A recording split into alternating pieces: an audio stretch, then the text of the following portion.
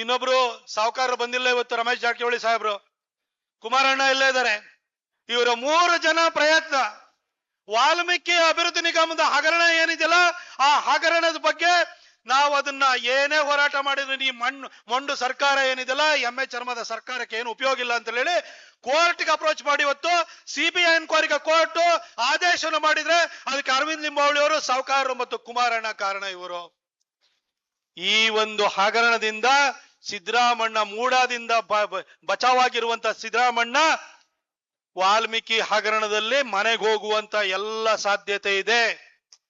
ಯಾಕಂದ್ರೆ ಒಬ್ಬ finance minister ಆಗಿ ಎನಿ ಫೈನಾನ್ಷಿಯಲ್ ಅಪ್ರೂವಲ್ಗೆ finance minister will be held responsible, ಅವರೇ ಹೊಣೆಗಾರರಾಗ್ತಾರೆ.